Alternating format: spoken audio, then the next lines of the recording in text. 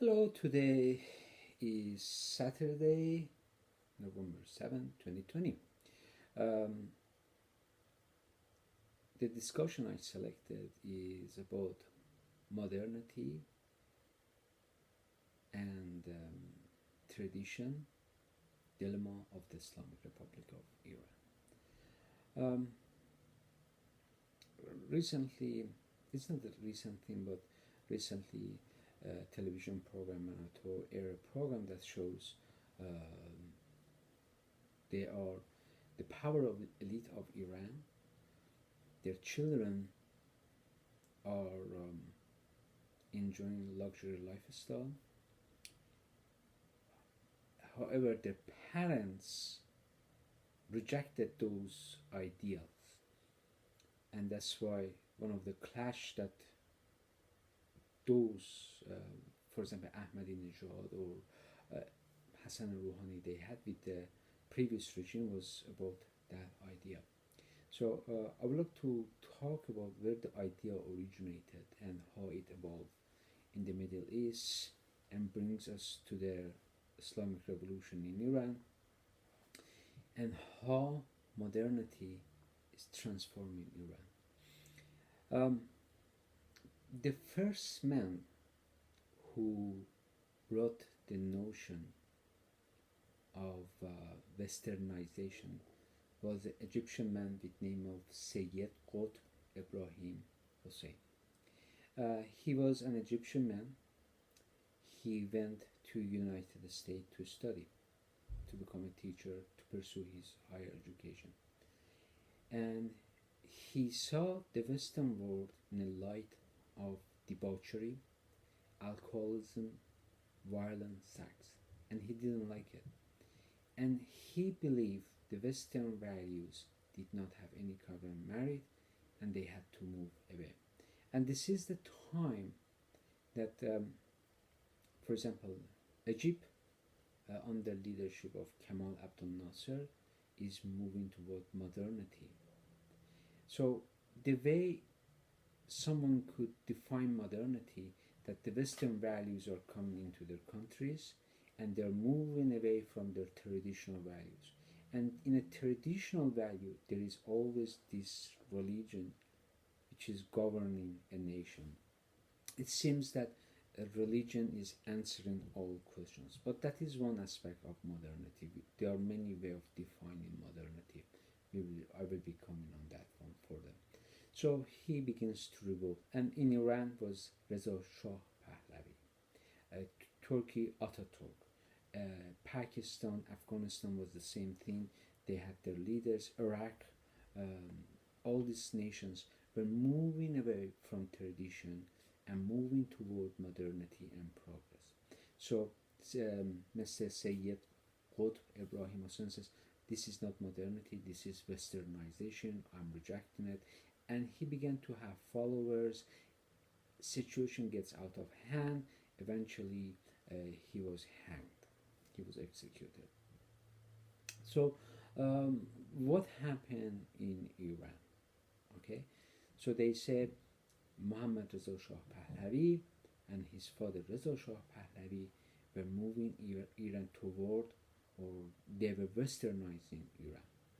Okay, and I'm defining it in modernity because if you look at the Iranian movies, those black and white, you could see that people are going, for example, a person who knows how to write voodoo, and that's how they're gonna cure them because of voodoo.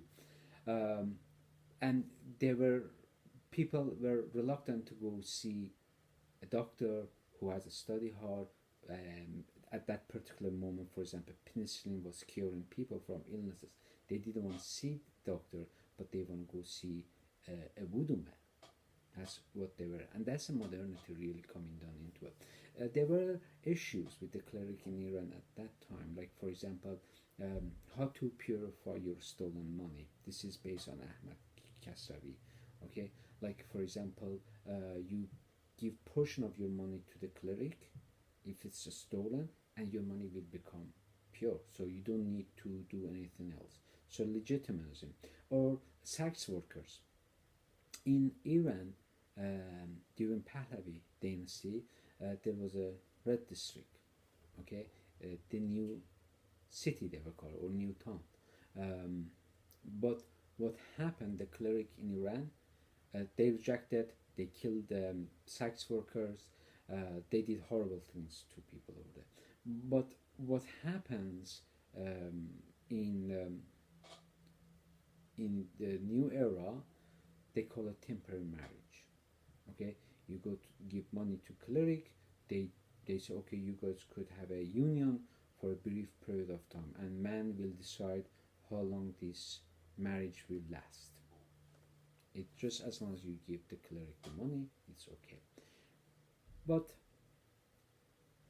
one of the other things comes into it, that it is true, the world is moving toward Western lifestyle. Could be McDonald's, could be music, could be the way we dress up, things that we like to do. And women maybe they don't want to wear a headscarf, but at the time of Muhammad Reza Shah Pahlavi, women did wear headscarf, hijab, or didn't want to wear it. Nobody really bothered. It didn't matter to people who was doing what. It was a personal choice.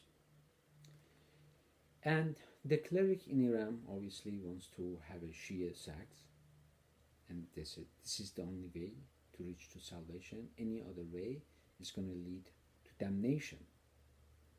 But and they say you have to become a pious Muslim, and you have to do fasting, you have to pray 5 times a day. Okay, that's their view. And there is this part of the formula comes into it.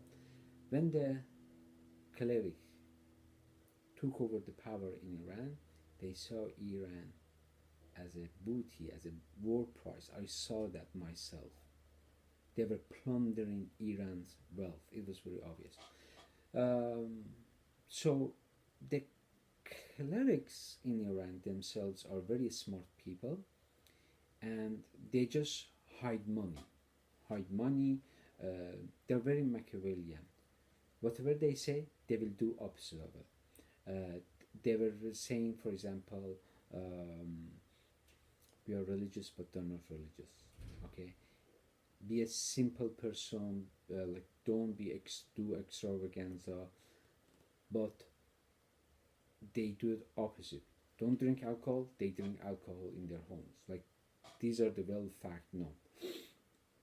For example, they talk always about women. Have as many women as you want. You could have 4 wives and 99 concubines.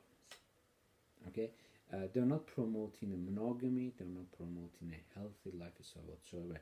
You see, it is sexual exploitation of women is happening in Iran with their terms, with their way that they want to do. They take away emancipation from women, and they have their own way of exploiting women. They have their own way of exploiting people. But now what happens, their children appears to be revolting, but it's not that they are thinking outside the structure of system, but it is the modernity comes into the picture. And this modernity has nothing to do with the science, but the modernity part of a lifestyle which is connecting everybody together. And they have substantial access to substantial amount of wealth, and they, like, these young people are watching, like, for example, movies that how people are acting, and they begin to act like them. They act like a rap star mostly, like very extravagant, extremely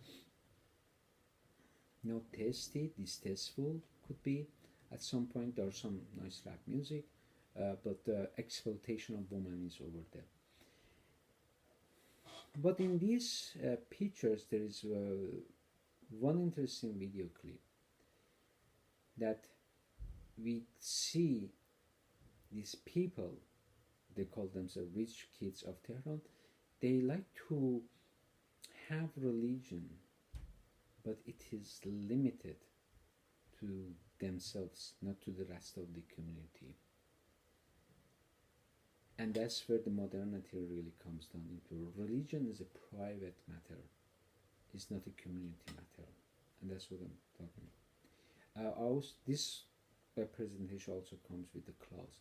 That doesn't mean these kids, if tomorrow to become a leader, become a political actor, they will be more understanding of people. Other way around, because they test the luxury lifestyle, they're really gonna use more force against people who just asking us one simple question.